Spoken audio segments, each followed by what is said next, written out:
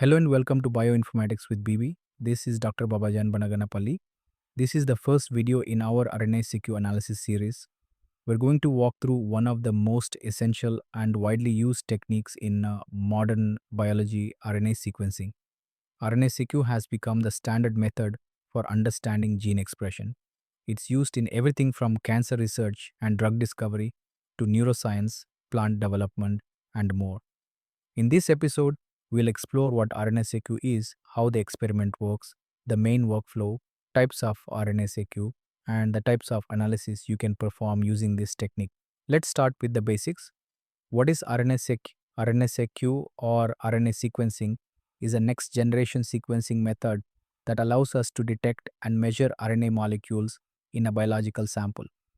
Since RNA represents the active genetic output of a cell, RNA-seq gives us a detailed view of which genes are actually being expressed and how strongly. This is different from DNA sequencing. DNA is static, the blueprint. RNA tells us what's actually happening in the cell at a given time. RNA-seq provides a global, high-resolution snapshot of gene activity. Types of RNA-seq. There are several variations of RNA-seq depending on the research goal. Bulk RNA-seq is the most widely used. It measures the average gene expression across thousands or millions of cells in a single sample. This is the method we'll focus on in this series. Single-cell RNA-seq sequences individual cells one by one. It helps reveal hidden subpopulations, rare cell types, and cellular heterogeneity. Total RNA-seq includes all RNA species, both coding and non-coding. This is useful for studying ln kinase, snRNAs, and other non-coding elements. Ribosomal RNA-depleted RNA-seq removes ribosomal RNA without relying on poly A tails. It's suitable for studying non-polyadenylated transcripts, such as certain histone mRNAs and circular RNAs. Strand-specific RNA-seq keeps track of which DNA strand the RNA came from, making it easier to analyze overlapping genes. Small RNA-seq focuses on sequencing short regulatory RNAs like microRNAs. How RNA-seq is performed from RNA collection to sequencing. To understand where RNA-seq data comes from, let's look at the experimental workflow. The steps performed in the wet lab before computational analysis begins. First, RNA is collected from biological material.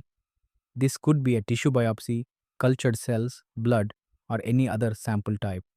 The collection method depends on the study design and whether bulk or single cell analysis is planned. Next, total RNA is extracted using a standardized protocol. This includes all types of RNA, mRNAs, RNAs, tRNAs, and non-coding RNAs. In most gene expression studies, the goal is to focus on messenger RNA or mRNA since it represents protein coding gene activity. To isolate mRNA, a poly selection step is performed. This uses magnetic beads coated with poly T sequences that bind to the poly A tails of mRNA molecules. For samples where poly A selection is not appropriate, such as degraded RNA or non-polyadenylated transcripts, RNA depletion is used instead to remove the abundant ribosomal RNA. After enrichment, the RNA is fragmented into smaller pieces, usually 200 to 300 bases long.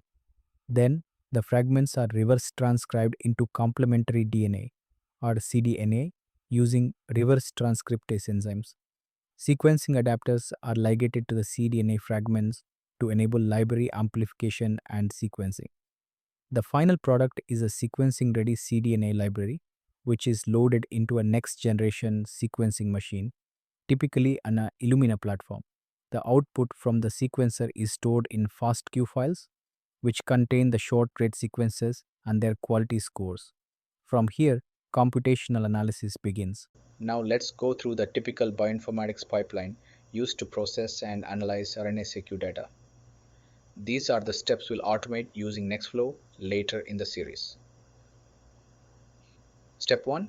Quality control. We begin with FastQ files containing the raw sequencing reads. The first step is to assess quality using FastQC. This helps identify problems like low quality bases, adapter contamination, and abnormal GC content. Step 2, read trimming. If adapters or poor quality bases are present, reads are trimmed using tools like a cut adapt or Trimomatic. This step improves the reliability of the downstream results.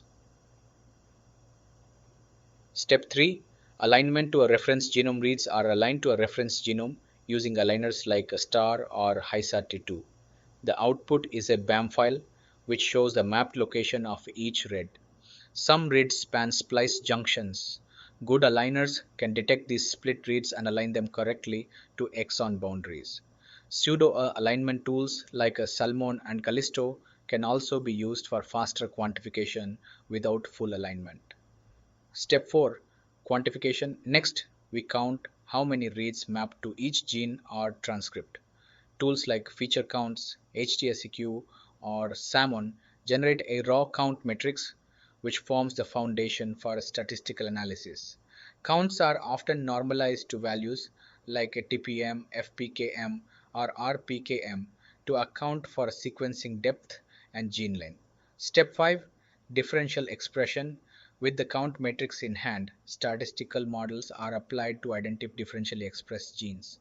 Packages like dissect2, edgeR, or lemma estimate variability normalize the data and produce fold changes and significance values. Genes with strong statistical support and meaningful fold changes are considered differentially expressed. Step 6, visualization and interpretation. Finally, we visualize and interpret the results. Volcano plots combine the fold change and p-value information. Heat maps display gene expression across samples. Principal component analysis, or PCA, helps explore sample clustering. Pathway enrichment tools like gProfiler or Enricher identify affected biological processes. This step turns numbers into biological insight.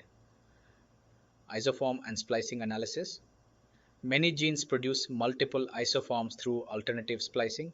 RNA-seq data contains reads that span exon-exon boundaries. Using tools like cufflinks, string tie, or Salmon, these isoforms can be reconstructed and quantified.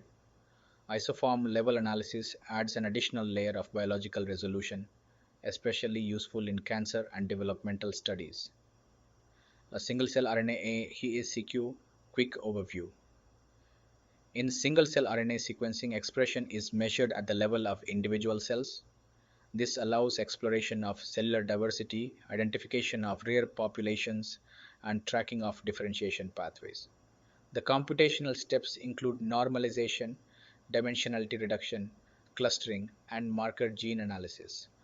Although this series focuses on bulk RNA-seq, single-cell methods are becoming increasingly important. Tools we'll use in this series. Throughout this series, we'll use the following tools: FastQC for quality check, cutadapt/Trimomatic for trimming, star slash HiSat2 slash Salmon for alignment, featureCounts slash HTSQ for quantification, dissect2 for statistical testing, multi-QC for summarizing reports, gProfiler slash Morpheus slash ClustViz for visualization and pathway analysis. And finally, fully automate the entire pipeline. We'll walk through each one of these in upcoming videos. Final summary: RNA-seq provides detailed look at gene expression and transcriptional regulation. It helps researchers understand how genes behave across conditions, cell types, and time points. In this video, we covered the concept of RNA sequence, common types of protocols, the experimental procedure from RNA extraction to sequencing, and the core computational workflow. In the next episode, we'll begin working with real data, starting with the FASTQ files, running FastQC, performing alignment, and preparing for quantification, all inside a reproducible, automated pipeline. Thanks for watching. Make sure to subscribe Bioinformatics with BB, like the video, and follow along as we move from theory to practical analysis using advanced and automated tools.